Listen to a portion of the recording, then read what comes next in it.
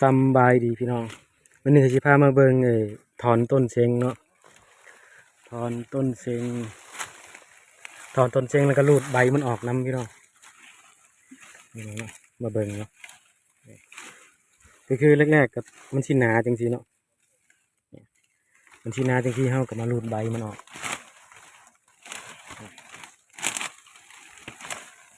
รูดใบมันออกเนาะ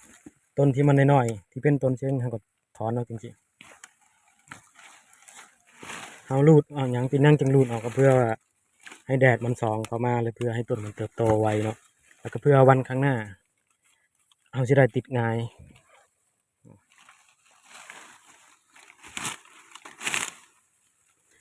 มาเบิ่งฟังที่เฮารูดใบมันออกแล้ว